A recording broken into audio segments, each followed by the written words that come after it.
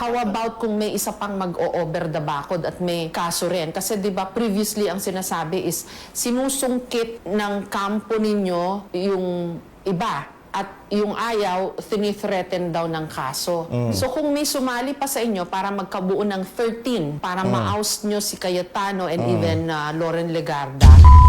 Naku na, checkmate na naman ho itong si Erwin Tulfo. Paano nga? Ang katanungan dito, paano nga kung merong biglang tumawid mula dito sa Cayetano Block, papunta sa Malacanang Block, diyan sa Senado? Paano kung yung tatawid na senador, meron din kinakaharap na kaso? Tapos bukas makalawa, bigla na lang nagka-amnesia yung mga nagsampa ng kaso. Hindi nagtuloy-tuloy kagaya ng nangyari dito kay Senator Jinggoy. Paano nga? So ibig sabihin, totoo yung sinasabi ni Senator Jinggoy Estrada na talagang napakatindi na nangyayaring takutan diyan sa Senado. Doon sa mga senador na ginawa nila ng sandamukal na mga problema para sa gayon, pagdating sa mga ganitong klaseng pagkakataon, magamit nila. Paano nga? Palakpakan natin ito si Ma'am Jessica Soho. Ibang klase, napakatindi ng punto niya na yon. Siyang like at siyang subscribe. Masaya na ho tayo dyan at sa mga gusto sumali sa ating community, yung join button nandyan lang ho sa baba. Ayun na nga mga kababayan, binalagbag ho nitong si Ma'am Jessica Soho, itong si Erwin Tulfo. Pa-interview pa more. Pa-interview ka pa. Anak ng to kasi sabi ko sa iyo, mag-6 ka na lang. Diba? Pare dito kay Erwin, ha? Mag-6 ka na lang. Anak ng tokwa, 4 na babae, 10 anak sa 4 na magkakaibang babae. Anak ng tokwa, hindi nakahiligan ang tawag dyan. Ang bihira naman, oo. Hindi na yung mga nakakasama mo may problema dyan. Kasi minsan, di ba, bungangero yun Ayan, daming problema ng babae yan. Ayoko dyan. Lipat na ako. Mangangabilang bahay ako, di ba? Ayoko dyan. Okay, lumipat ka. Lumipat ka. Dahil nga may problema yung dati mo. Ngayon, lumipat ka. May anak ka dun sa una. Inanakan mo yung pangalawa. Tapos sasabihin mo, ako na dito wala. Hindi na yung mga babae may problema, Brad. Ikaw na may problema. Anak ng toko. 10 anak sa 4. Palakpakan natin ng senador nyo. Senador nyo yan. Hindi ko binoto yan Diba? Si Marcos Jr. binoto natin yan. Pero isa yan ika nga pagdating sa ating politika, sa ating mga desisyon sa mga nakalipas na panahon. Isa yan sa pinaka-pinagsisisihan natin. Di ba? At dahil sa pagsisisi natin na yan, isa tayo sa mga masigasig sa social media para kahit papaano, maitama yung ating nagawang kamalian ng mga nakalipas sa panahon. Di ba? Hindi ko Sino ba? Si Marcos Jr. at itong si Isko Moreno. Ayaw kong banatan si Isko dito Di ba? Ayaw kong banatan. Kasi hindi naman siya presidente. Mayor siya sa local politics yan. Di tayo nakikialam dyan. Pero anong pagkakaiba ni Moreno at nitong si Marcos? Wala. Anong pagkakapareho naman nila? Pareho silang trapo. Isang like at isang subscribe. Okay na ho tayo dyan. Rekta ho tayo. Dito kay Ma'am Jessica Soho. Kayo sa Senado na ganyan, napaka-hati, napaka-polarized. Yeah, polarized yan ang mukha. Anak ng toka, naka-4 yan, Brad. Yang mukha na yan, naka-4. Hindi si PH, yan. Yang mukha na yan, naka-4. Pambihira. Iba talaga pagka maraming pera. Alakpakan. Lapitin na yung chicks. Diba? Yan ang problema. At ang matindi pa dito, yung kapatid niyang matanda sa kanya, hindi niya na dapat kinukonsinte. Pinapayuhan pa niya. Wala pa siyang nakikitang mali dun sa ginagawa ng kapatid niya. Anak ng tawa, wala daw problema kung papilahin yung babae at pipili yung kapatid niya. Palakpakan. Diba? Ano nga sila Tulpo, mga chick boy, lapitin sa chicks, di ba? Uy, mga klase talaga, kakapal ng mukha nyo. Huwag kayong pumunta sa politika, dapat punta kayo sa mga kabar. Mahilig sa chicks Yung mukha na yan, naka-4 Naka-4 ho yung mukha na yan. Hindi yung mukha na yan. Ano to? Ika nga itong mukha na to. Ito yung mukha ng Faithful. Yeah, palakpakan natin si PH. Taas mo yung bangko mo, PH. Ikaw na nga lang mag-isa dito. Hindi mo pa itataas ang bangko. Ikaw na nga lang nag-iisang faithful dito sa mga vlogger na to. Tapos, nadama yung mga vlogger. Ano na to? Mga chick boy din ba kayo? Ha? Wala nga kayo, ha? Huwag yung guys tulpo. Huwag yung aanakan. Diba? Pambira kayo. Mahirap yan. Kung marami kayong pera, kung bilyonaryo kayo, anakan nyo. Walang problema. Pero kung ika nga saktuhan lang tayo sa buhay, yung anak, sisira buhay nyo dyan. Mga lagya kayo. Diba? Nagsakan ng PH, taas mo naman mo. Faithful. Walang chicks. Yeah. Ay, yan si PH. Yeah. Dati, nung okay lang eh. Ito na lang nung pumasok si Senator Alan Peter Cayetano. Magkakaibigan yan eh. Sila Robbins, yung DBS Block. Nag-uusap kami yan eh. At the end of the day, nagkukumustahan o bago usap Okay, anong tawag sa inyo? Malacanang Black. Anak na to ka. Ay, Malacanang versus DBS. Grabe ho talaga, no? Wala ho talagang bilang yung mga dilawan at tinklawan Black. Yung mga dilawan, sa sobrang bitter nila sa Duterte, kahit galit na galit sila sa mga Marcos, hinihimo doon nila pick ni Marcos. Yung tipong never again, never again. Bakit inilibing sa libingan ng mga bayani yung Kiko? Maya. Anak ng toka. Wala nga talaga itong mga to. Nakikita kami niyan, sina Senadora Amy. Pero nung pumasok Senator Alan Peter Cayetano, parang dito kami, majority kami, kayo dyan sa minority, yun ang sabi niya. Tama yung sinasabi ni Senator Pia kaya napaiyak. Hindi drama yun eh. Masama ang loob niya kasi daw, sinasabi niya, magkakaibigan tayo for 20 years. Nagpapadala ka ng food sa bahay namin. Kaya nga kayo naman kasi nagkagulo, di man lamang kayo nag-text. Di ba? Di man lamang kayo nagparamdam. Ibang klase talaga kayo. Ninong ka o ninang ka ng anak ko. Wala man lang nakaalala. How about kung may isa pang mag-o-over the bakod at may kaso rin? Kasi di ba previously ang sinasabi is sinusungkit ng kampo ninyo yung iba at yung ayaw, tinithreaten daw ng kaso. So kung may sumali pa sa inyo para magkabuo ng 13 para ma-oust nyo si Cayetano and even Loren Legarda. At Actually, hindi nga. Kung sasali, meron na nga sumali si Escudero, may kaso din yun. Mabigat din ang kinakaharap na kaso noon. O ngayon, ano nangyari sa kaso niya? O ano na lang, chillax na lang siya, di ba? Wala na siyang problema sa ombudsman. Kaso malaking problema niya sa taong bayan. Yun lang yun. itong pang 13, Correction. Ousted na yung dalawa kasi may quorum kami 12. Hindi lang kami maka-elect ng Senate. Kala ko bang walang quorum yung 12? Kasi noong sinusubukan nilang palitan ng rules, wala silang quorum kasi 12 na lang sila. Ngayon kayo merong quorum kasi 12 kayo. Ano ba talaga, kuyang? Pambira ka naman. Kasi wala kaming 13. Pero si Loren Legarda as a pro tempore ousted na talaga yun. Pati si Cayetano. Akala ko bang SP pa rin siya o nag-iba ng script mo. Yan ang problema sa'yo, bago-bago ka ng script eh. Wala lang kaming Senate President kasi wala kaming 13. Ang masasabi Akala ko bang si Cayetano pa rin ng SP nyo? Sinungaling talaga to, di ba doon sa press con mo sa Senado? Sinasabi mo, siya pa rin ang SP. Ngayon, hindi na siya ang SP. Ang gulo mo naman. Pambira ka, kaya siguro di kayo nagkakasundo ng mga chicks mo. Magulo ka kausap eh. Sinabi mo, hindi pa napalitan, siya pa rin ang SP. Ngayon naman, correction na naman, hindi na naman siya. Langyang to. Ang chicks ka na lang. ko lang sa iyo, Jessica, yung pang 13 ngayon, nakukonsensya. unahin natin yung sex trafficking kahapon na binanggit. Kasi madali nga magturo. Baka makakuha din siya ng mga picture sa Google. Dalhin niya siguro sa susunod na hearing. Having an evidence is one thing, di ba, Senator Erwin? Pero why can't you just answer directly? Kumukuha ka ba ng mga babae? Nag-good time ka ba? Nako, yari. Yan sinasabi ko sa'yo. Yung mga ganyang klaseng transition,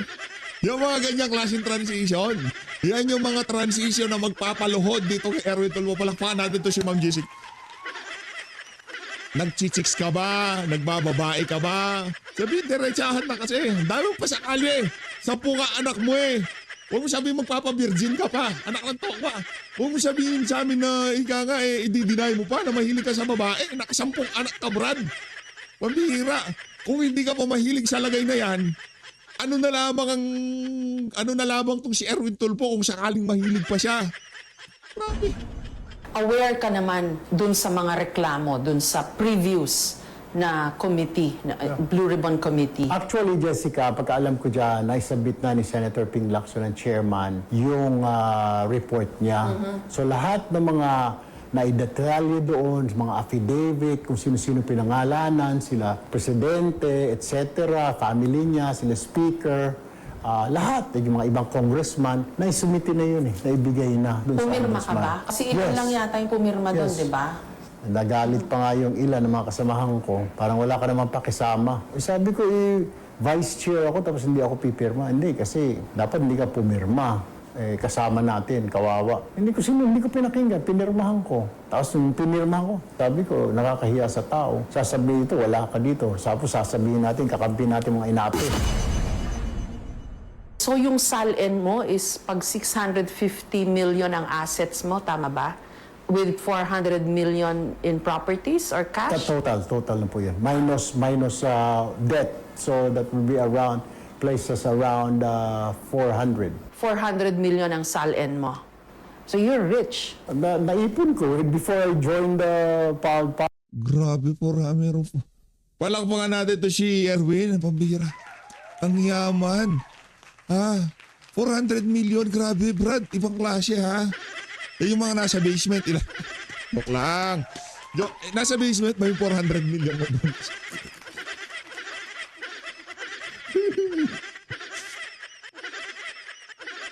Walang yaka, Erwin. Lagi mo pinapasaya ang araw ko. politics. So ang sinasabi mo, hindi mo kailangan kumita ng pera sa masamang paraan o sa pangungurakot. So ang sinasabi mo sa akin, Senator Tulfo, malinis kang politiko? Kasi sabi nila, in this country, wala naman daw malinis Lahat na may bahid ng dumi or kurakot. Depende. Ginawa hong merienda ni Jessica Soho, itong si Erwin Tulfo. Ano lang ho ito? Kumbaga, intro lang ho ito. Di pa ho ata lumabas yung buong nitong si Erwin Tulfo interview kay Ma'am Jessica. Palakpakan natin. Isa sa malupit na lumamon ng ini-interview yan si Ma'am Jessica. Corruption. Depende, Jessica, kung paano mo titignan yung tao. And then makikita mo naman sa kanyang actions kung siya ay magnanakaw. Formang tatakbo ka raw for VP, President. Naku, Diyos ko po, huwag mong banggitin yan, Panginoon ko. Madadagdagan na naman ng mga banat sa atin. Hindi. Yan ang problema Ginawa na lang excuse na tatakbo ng Vice President kaya nila ako binabanatan. Hindi. Kahit hindi ka tatakbo, noon pa man binabanatan ka na kasi kups ka. Sobrang kups mo, 10 anak mo. Anak ng tokwa. Di ka pa chick boy sa lagay na yun, ha? Natakot ako pagka naging chick boy ka pa. Anak ng Petrang Garapa. Ibang klase. Dito tayo kay Senator Mike Defensor. Lakpakan natin. Okay. Sa inyong lahat. Opo, dito muna tayo dahil kayo po ay hindi sumipot ba sa subpina? Ano bang katotohanan nito at kinukonsidera nyo raw po na kasuhan si NBI Director Matibag? Yes, actually, Edmar, nag-usap kami kahapon ni Atty. Topacio. Ilang araw bago pa niyan, no? Nag-uusap kami and then nag-finalize kami kahapon. Kasi nga batay dun sa Sampina, ito rin yung Sampina noong kung hindi nyo maalala ninyo, no, mga 1.5 months. Sa akin, Senator Tulfo, malinis kang politiko? Kasi sabi Mali. Ayun. ago, na Sampina sa amin ng 18 Marines, parehong-pareho. Na ano lang. Na para bang kinapipis yung sinasabi nga ni Atty. Topacio and minabuti namin ni Atty. Topacio na sabi niya, hindi ko na kinakailangan pumunta, siya magtutungo doon at batay doon nga sa aming pag-aaral o doon sa aming nakikita, ay pwede kami magsampa ng kaso laban kay Atty. Matibag. And particular siguro matawag ang atensyon ng NBI dahil nga sa mga ginagawa lang ganito na para bang, alam mo yung kaso na binabanggit, nung unang banggit ito ni Senator Alan Peter Cayetano sa Blue Ribbon Committee, na pinamumunuan ni Senator Dante Marcoleta. Sabi niya, di ba, sabi niya marites itong pinapalabas ni Atty. Melvin Matibag ng NBI. Hindi ko pa alam yung mga panahon na yun. Tapos nung mabasa ko na mismo yung affidavit ng kanyang pinagbatayan na sinasabi niyang nagbigay daw ako ng pera o nag-alok ng pera para magsalita yung mga Marines, ay ang kinikwento niya ay galing sa isang kwento na ikinuwento rin doon sa isang... Nagulat ako, no? At parang talaga may text yung nangyari doon sa kanyang pinagbabatayan. At ako nga, nung nasa committee pa lamang, hindi na rin ako nagkaroon ng pagkakataong sumagot. Nandun din naman ako. Kasi mismo yung mga Marines na ang sumagot tungkol dito at nagbigay ng kanilang bahayag. Katunayan, sa kauna-unahang pagkakataon, doon ko lang din nakita no, na medyo naiyak yung mga Marines dahil nga yung kinalalagyan ng kanilang mga sarili, partikular yung namatayan ng kapatid, no, si Sergeant Manalansa, na talaga namang napektuhan lahat nung nanonood na nandun. Kaya medyo hindi maganda no, yung resources ng NBI na gagamit sa hindi tamang bagay. Imbis na tingnan, imbestigahan yung korupsyon, ginagamit to para sa pangigibit ng mga tao, pang-iipit, pagkakaso sa mga tao na nagsasalita tungkol dito sa korupsyon. Opo. So, ibig niyo pong sabihin yung sinasabi nilang meron daw kamag-anak, hearsay lang din yung kanyang information na natanggap? Walang kasi ikinuwento. Yung sinasabi niya may nakaw, yung balang biyanan. Yung isa daw sa mga Marines ay biyanan niya at naikwento sa kanya. So ito naman ang ginamit para gamitin doon sa affidavit. At kung tutusin, kung itong pagbabatayan ng NBI, hindi parang kwentong pangalawang kwento sa kanila na sinasabi lang may suhol at bigla na lang sinabi nila sa komite. Hearsay nga yun eh. Narinig nyo naman mismo yung mga Marines na nagsalita nung sila yung nasa komite at kung ano mga kanilang payag tungkol dito sa 5 million na binabanggit. Opo. Noong humarap po itong si NBI Director Matibag sa Senado sa last na pagdinig under Gatchalian Block, under Tulfo na Blue Ribbon, kinwestiyon niya yung kredibilidad ng mga Marines. So ibig sabihin, may double standard doon sa kinwestiyon dito sa kanilang naging testigo, hindi kinwestiyon yung pagbabahagi ng impormasyon. Yun na nga, Akbar eh. Di ba, itong mga taong to, ang sabi nila, si Saldico ang mastermind. Di ba, may kaso na silang isinampa kay Saldico. Ito ang mga taong kasama ni Saldico na may sinasabi natin personal knowledge, may kaalaman. Sila mismo ang kasama doon sa pagdi-deliver ng pera. Imbis na imbestigahan ito lang binabanggit, ay sinasabi nila naman na questionable yung kanilang kredibilidad. Kaya hindi mo din maintindihan eh. Kung ang mastermind, sinasabi nila ito ang siyang pinuno ng korupsyon na nagaganap sa ating bansa, bakit itong mga bataan o yung mga tao niya na nagsasalita, ay sinasabi naman nila walang kredibilidad. Nako! At walang batayan yung mga sinasabi. Una. Pangalawa, walang motibasyon ang mga taong to. Mga sundalo to nagsilbi sa bayan, nakita nila yung flood control investigation, at ngayon nagsasalita sila na ito yung nalaman namin, ito yung nakita namin. Kaya nga, di ba dapat imbestigahan ano ba yung sinasabi nila?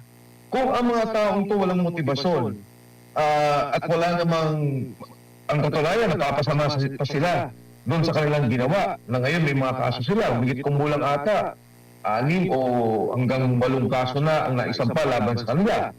Maalis sila makulong. Malaking tao ang kanilang pinagsasalitaan.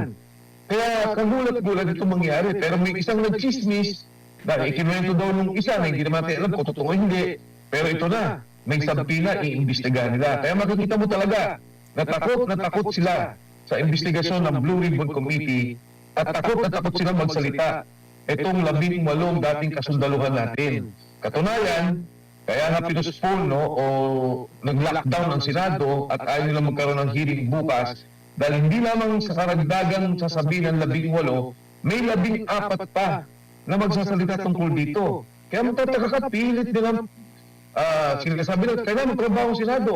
Yung mayorya hindi pumapasok, yung grupo ni Senate President Alan Cayetano, Pero may nagtatrabaho naman, all of a sudden, NBI na naman, na sinasabi may threat at maaaring may kaguluhan sa Senado, at dahil dito, ay hindi sila magkakaroon ng trabaho. Isasara muna nila ang Senado. Opo, Congressman Mike, nabanggit mo na yung Brave 18 tapos meron pa ang kataga, nabasa ko lang sa sa post ni General Pokis, merong Valiant 14 ba yun? Or Fearless 14, meron pang Valiant 7. Ito bang nababanggit na mga karagdagan na magsisiwalat pa? Ito ba yung mga kasamahan din nila sa pagkakaalam nyo po? Yes, Omar. Hindi ko pa sila nakakausap. Hindi ko pa sila nakikita. Ang katunayan, ang nakita ko pa yung 7 na binabanggit noong una pa lang, di ba 7 ang sinasabing lalabas. At nagulat ako, maaaring nagbigay din ng lakas loob to doon sa ilan nilang kasama. Nakita nila yung 18 at nakita nilang ginigipit yung mga kasamaang nila sundalo. Sila mismo ang nagboluntaryo magsalita pa. Hindi ko alam kung sino sila, kung anong mga sasabihin nila. Pero ang mahalaga dito sa lahat ay handang magbunyag pa at lumabas pa mga tao, mga kasunduluhan dati na magbigay alam kung ano ba talaga itong nangyari. Kailangan natin to, Admar and MJ, tingnan ng kabuuan. Kasi kung titingnan ninyo, ang unang nagsalita ay si Sergeant Oli Gutesa. Sinabi niya, dideliver kami ng pera, may binanggit siyang mga detalye. No, kung saan dinideliver sa mga bahay. Kalaunan, lumabas si Saldico. At nagsalita ni Saldico, sabi niya, totoong lahat ang sinasabi ni Sergeant Gutesa at katunayan may idinagdag pa siya. Ngayon naman, lumabas ang 18. Itong 18 to, sinasabi na, ito pa yung mga pinagbigyan mo namin at ito pa yung aming nakita. Kaya dahan-dahan lumalabas ang katotohanan, pero mapapansin mo, pilit nilang pinipigil, pilit nilang hinihinto, pilit nilang binubusalan yung mga taong gusto magsalita. At itong Blue Ribbon Committee hearing na lang sana ang bihikulo para marinig itong mga kasundaluhan natin na may kaalaman. Pero, ayan, katulad ng binanggit ko, ay nung una, nakalimutan kong bagitin ko to, Admar NJ, nagpunta sila doon sa pinatawag ni Senator Rafi Tulfo na, Erwin Tulfo na consultative hearing, no? Consultative hearing na yung binanggit nila. Hindi nila siguro inaasahan darating yung mga sundalo. Hindi nila naman inaasahan marami natin kasama sa Senado. Yung nandun sa grupo ni Senator Alan Peter Cayetano.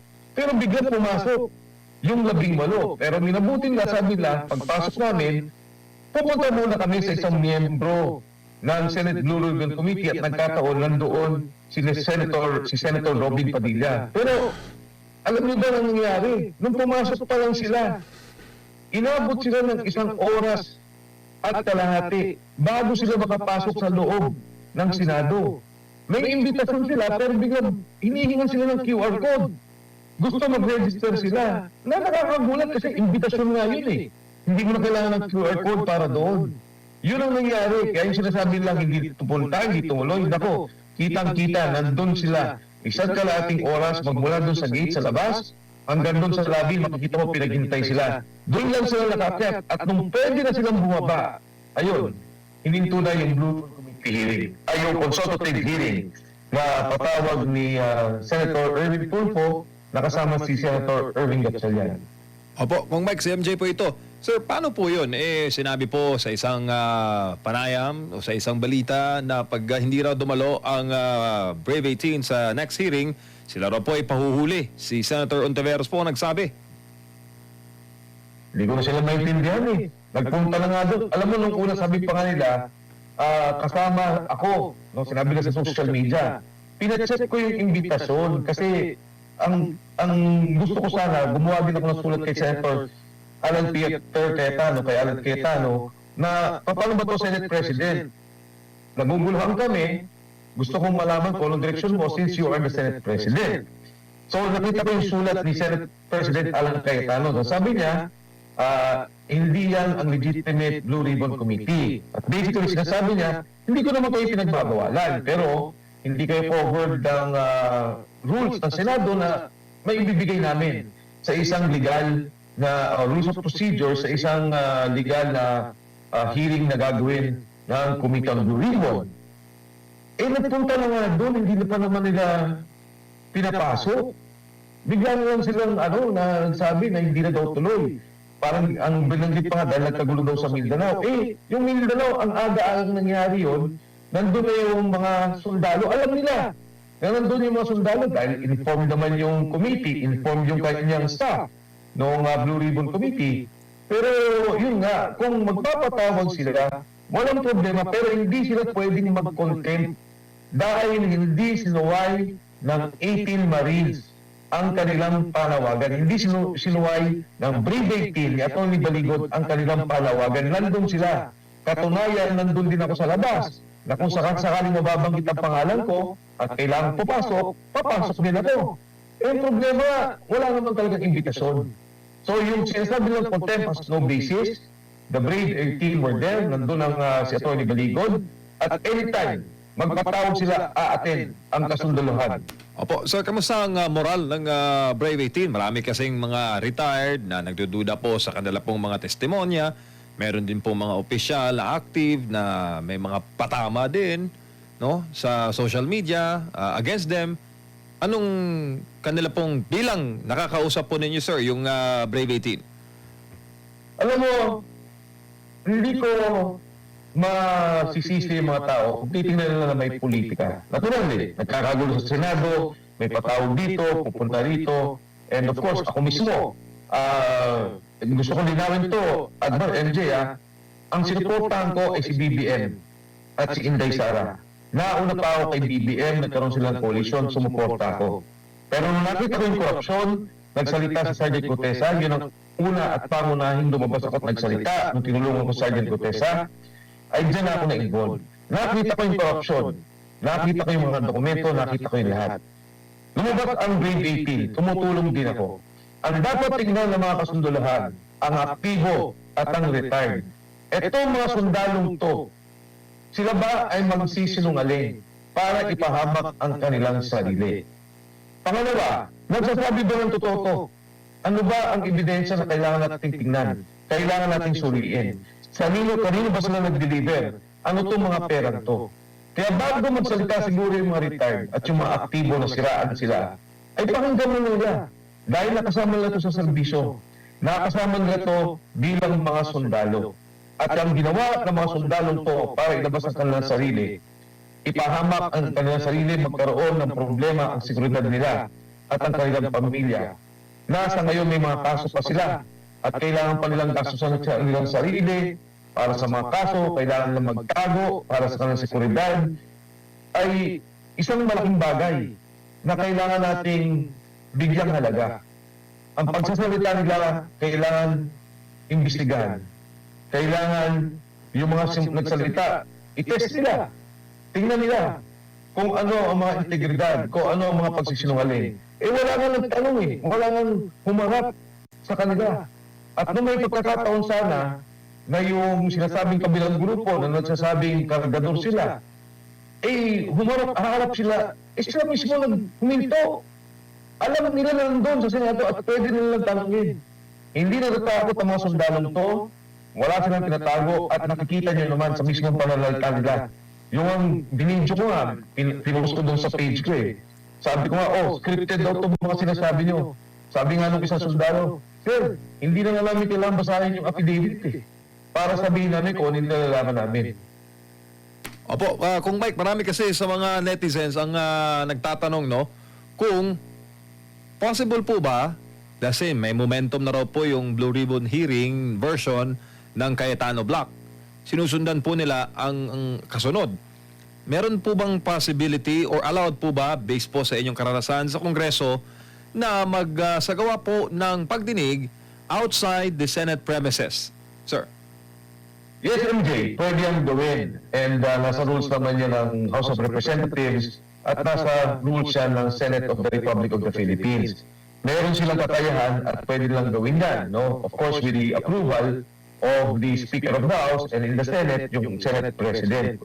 Pwede nilang isagawa yan kahit saan. Kaya nga lang, nagkabiglaan siguro dahil biglang nagtawag ng lockdown 2 araw. Kahapon lang ataw, ng isang araw, noong Lunes, nagkaroon ng panawagan and kailangan nila i-prepare kung saan ang pwedeng venue, ano yung kailangan ng mga sound system, ano yung kailangan ng pag-aayos sa lugar na yun, yung pagre-record doon sa magiging proseso. Itong lahat ginagawa ng preparasyon, but they can do it. The Senate can do it, the Blue Ribbon Committee can do it, and sa tingin ko naman, pwede itong maisayos sa lalong madaling panahon. Pero ang narinig ko, batay sa pakipag-usap ko kay Senator Dante Marcoleta, sabi nga niya, tatakbo lang kami sandali sa Mindanao, gagawa namin ng kung ano man yung paraan na makatulong sila. And pagkatapos po siguro nito, kasi pag Friday wala naman silang session, ay magpaplano naman kung ano yung mga pwedeng isagawa under the leadership of Senate President Alan Cayetano. Opo, sir, meron kayong access kay former Speaker Martin Romualdez kasi alam mo naman, nagko-cover kami ng eleksyon. Meron pang feelers na itong si former Speaker Martin Romualdez, yung mga Bersamin, former Budget Secretary Amina Pangandaman, maimbitahan at dadalo po sa pagdinig at kung mangyari man po ang ikalawang pagdinig ng Cayetano Blue Ribbon Committee, ililita po ba via Zoom itong si resigned Congressman Zaldico? MJ, sa mga katanungan yan, siyempre ang Blue Ribbon Committee, pwede silang imbitahan. Wala pa dun sa unang imbitasyon na nakita ko at hindi nga, at pwede pa lang ituloy yung pagtatanong dun sa 18 at kung dadalo pa yung 14 na magsasalita. Kung ang katanungan ay pwede ba silang imbitahan, pwede. Kung hindi sila attend, pwede ba silang magkaroon ng pagkilos ang Senado para pwersahin silang umattend, pwede rin. Yung contempt of the Senate Blue Ribbon Committee, pwede nilang gamitin din para dyan. So yung pag-attend, kayang-kaya kasi yung parliamentary courtesy na binabanggit na sa Kongreso, katulad si Speaker Martin Romualdez sa isang congressman, ay yun naman ay tradisyon lamang. Pero katulad nitong ganitong klaseng kalaking kaso, ganitong klaseng nakita nating korupsyon, ay maaari talaga silang imbitahan si Speaker Martin Romualdez, yung mga nabanggit mo, E.S. Bersamin, ang kanyang apo na si Adrian Bersamin, Secretary Amina Pangandaman, si Traigib Olaybang, si Mark Texay, no, si John Paul Estrada, pwede talagang imbitahin ang mga yan. Si Manny Bunuan, hindi pa siya natapos nung huling paglabas niya sa Senate Blue Ribbon Committee at pagdapat may kaso rin siya o nasa hospital arrest, kung papayagan ng doktor ay pwede rin ipatawag ng Senado para magsalita. Ito ang maganda sa Blue Ribbon Committee ngayon, na alam niya talaga yung mga issue na dapat niyang imbestigahan at alam niya yung kanyang mga kailangan ipatawag na tao. Higit sa lahat, alam din niya pwede niyang gamitin ang kapangyarihan ng komite para pwersahin, no? Para pwersahin na humarap ang mga taong to at magsalita doon sa kanilang nalalaman. Pangalawa, yung sinasabi ngayon ng 18 Marines na individual na binabanggit nila sa komite, yun ay under oath. At ito'y magagamit mismo na dokumento para mag-file ng mga kaso kung sino man ang mga nababanggit doon sa kanilang pagtatanong at batay doon sa kanilang affidavit. Kasi ang affidavit nila, isang malaking kwento general affidavit na kung saan may mga iba't iba silang mga eksperyensa o mga kaganapan o kasaysayan ng pagdideliver ng pera. Pero batay doon sa mga pagtatanong, lumalabas ngayon yung individual na mga kwento ng bawat sundalo tungkol dito sa delivery ng pera. At ang pinakamaganda nga dyan para mabuo ng kwento, katulad na banggit ko kanina, ay yung salita ni Zaldico. Dalawang solusyon. Si Zaldico pwede umattend via Zoom kung papayagan ito ng komite o kahit hindi siya lumabas, magkaroon lang ng i-apostil niya yung kanyang binabanggit o yung kanyang mga sinabi doon sa kanyang video message. Pero alam mo, Admar, MJ, maging ang ombudsman, yung video message na ginamit na nga nila kahit na hindi opisyal na ipinasok sa Blue Ribbon Committee. Pero ako, mas kampante ako kung mailalagay natin ang opisyal yung dokumento o di kaya ay payagan siya mismo na mag-zoom ng Blue Ribbon Committee at maghayag si Congressman Zaldico sa kanyang nalalaman. Opo, magandang gabi pala sa mga kababayan natin sa Hong Kong. Pinatatanong po nila, Kong Mike, kung kayo po ba'y naniniwala na hanggang kay Martin Romualdez lang ang issue? Siya po bang ulo talaga? Alam mo naman, MJ, una ako nagsalita tungkol dyan.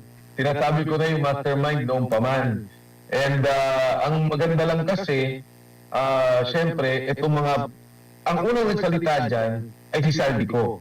Ang sabi niya, nagbigay ng 100 billion insertion si Pangulong Bongbong Marcos. At doon binanggit niya na nag-deliver siya ng 25 billion pesos. At dito nga, nagsalita naman si Senator Ping Lacson, sabi niya, hindi yan totoo. Ang nagsalita dyan ay si Yusek Bernardo. At ang kumuha ng pera ay si E.S. Bersamin, kasama si Secretary Pangandaman, yung 8 billion pesos. Na ang kumuha at ang deliver ay si Trigib Olaybang at si Adrian Bersamin. Kaya ito maganda, malaman natin itong mga kwentong to. Pero ang sinasabi ko nga, kung mabubuo natin lahat yan sa komite, ay makikita natin ang buong kwento. Kung yung sinasabing mastermind, sinabi na po yan ni Saldico, nagsalita na rin ba ako dyan, nagsalita na rin dyan si Egay Irise, no? Ng mga bagay na to. Tingnan po natin kung lalabas sa Blue Ribbon Committee. Opo, bago lang ulit si Partner Mar, Kong Mike, ito bang si Congressman Leviste? Ito ba may mga feelers, sir, na dadalo sa Blue Ribbon ng Cayetano Block?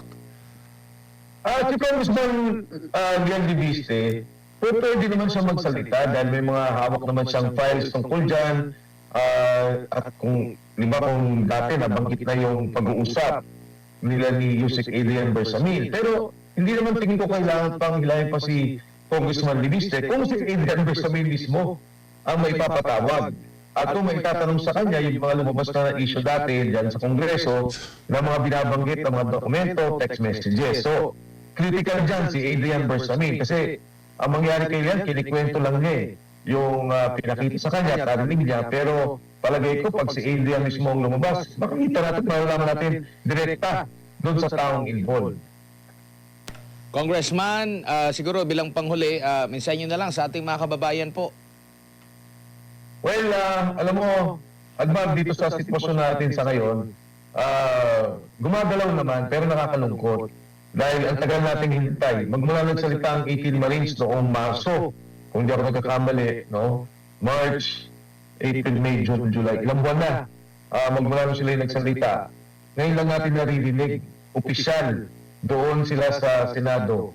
At napakahirap pa nung nangyari. Nung pagpasok pa lang namin, nagkaroon pa ng harangan, ayaw nilang papasukin nung pa lang sa unang gate ng Senado, na magugulat ka talaga, no? At nakakapagtaka. Bakit ganito? Yung away sa Senado, binanggit ko na yan, hindi yan away tungkol sa yung Senate presidency, tungkol sa impeachment. Hindi yan away tungkol doon sa sinasabi lang Constituent Assembly. Ang away talaga yung Blue Ribbon Committee. Yung katotohanan, ayaw nilang lumabas. Yung katotohanan, ayaw nilang malaman ng taong bayan.